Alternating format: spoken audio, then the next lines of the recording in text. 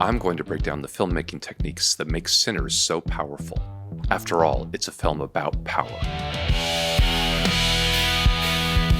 Right from the opening shot, something feels wrong. The sun is tiny, like a pinprick. And again later on during a sunset, when the sun is usually its largest near the horizon. Look at that, it's minuscule. These were done purposefully using visual effects. So why are they so small? What are these frames trying to tell us? In the film's second shot, that question is quickly answered. It's a gospel song rooted in Black spiritual resilience. It's about refusing to let oppression dim your inner light. In Sinners, they sing this while a supernatural darkness literally closes in, symbolized by the shrinking sun. I really love the storytelling of this first scene in the church. In the first approaching shot with the car, they did a really good job harmonizing the rich chocolate brown paint job of the car with the rusty tin roofs. And in the next camera shot, as we see inside the church, we go to practically zero color at all. Just dark blacks of people's skin and hair, contrasting against white on white on white for everything else. And then you add this intricate interior design of the church full of mixed messages. You have the three crosses representing the Father, Son, and Holy Spirit, and the white crosses on the white walls. The vertical wood beams are 33 inches apart because Jesus died when he was 33. You have the cathedral-style ceiling that crisscrosses itself with slanted wooden beams, in the style of the Wakanda Forever greeting, Ryan Coogler's previous film, in honor of the Black Panther actor Chadwick Boseman. And the lighting is stark, almost entirely backlit from the outside, which puts the pastor almost in full silhouette, making his tone darker, and making it harder to see everyone's faces. All of these design choices together lead us to this incredible tone of heightened reality. It feels supernatural, spiritual, without feeling fake. Because it's not fake, it's just incredibly well designed. Look at this shot later on. Saul Williams playing the pastor, his presence feels almost spiritual, perfectly complementing the haunting atmosphere around him. The sun grounds us in the black resilience of the time, and the music that comes from that resilience is the blues. But the preacher warns his son, Sammy, of the danger that his blues music could bring. You keep dancing with the devil. One day it's going to follow you home. How is the blues dangerous? First, we have to talk about the Smoke and Stack twins, who fought in World War I. That gave them the skills to handle guns and combat. But they came home to a country that didn't want them. No jobs, no opportunities. And that's how the twins and countless other black veterans were recruited by organized crime.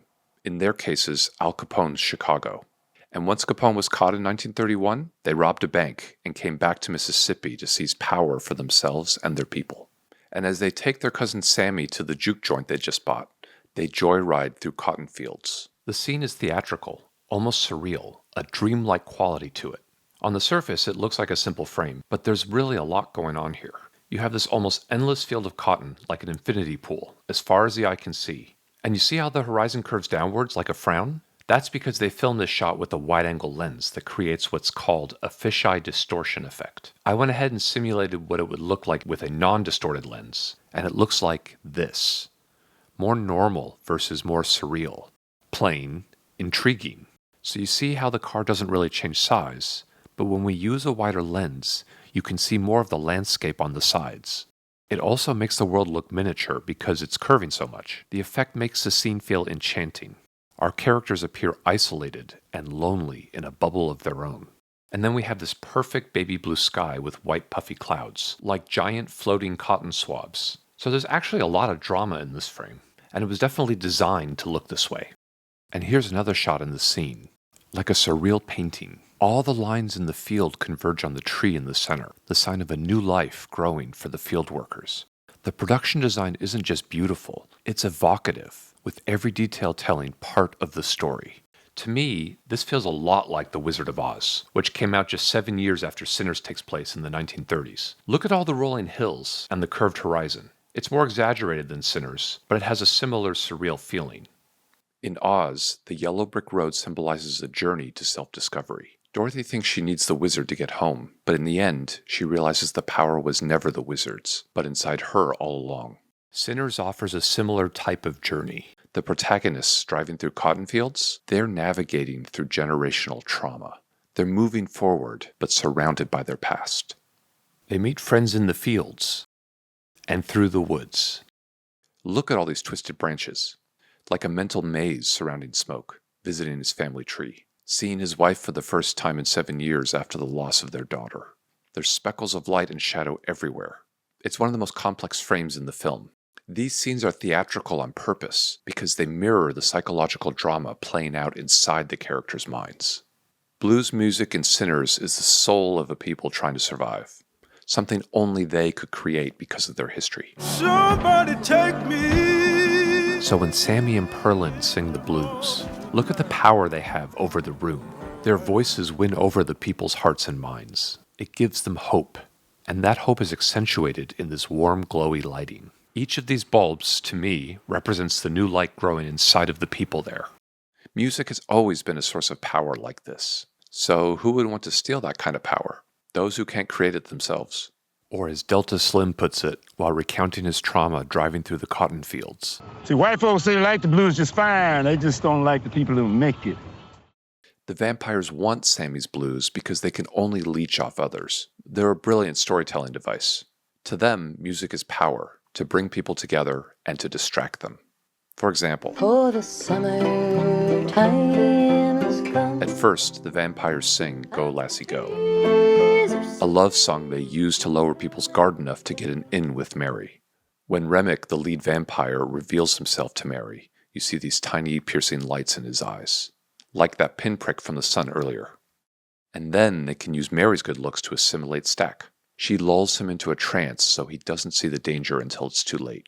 Now imagine how many more people they could seduce if they had Sammy's voice. We'll make beautiful music together. In Sinners, the vampires and the clan represent two kinds of evil. The clan is real-world racism, violent and hateful. The vampires represent something more subtle, selling your soul, losing who you are to survive. One attacks from the outside, the other corrupts you from within.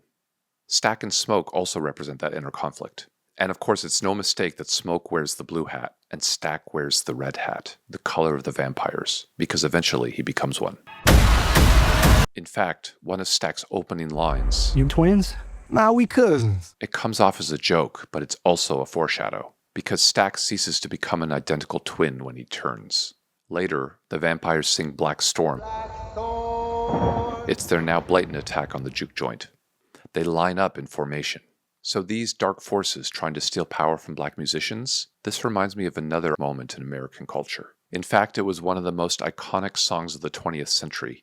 Michael Jackson's Thriller is about being trapped in a nightmare he can't escape. But for Michael, that nightmare wasn't just fantasy. The zombies in his video symbolize the grip of systematic racism and the pressure to conform. Thriller became his way of breaking free. Like Michael, Sammy was shaped by a controlling father. A father who told him to silence his heart. Leave those sinning ways where they lie. So when they performed, they weren't just entertaining, they were turning pain into art. The final sunrise ends the vampires for good. The sun returns, this time big, warm, and full of light. And because it was small before, it now feels like a big relief, and illustrates how Coogler uses high-level storytelling to manipulate our senses. It's the rise of light, the kind that can't be stolen, the kind that shines from within. If you enjoyed this, please like the video and subscribe to the channel, and make sure you leave a comment so we can talk more about Sinners. Thanks for watching.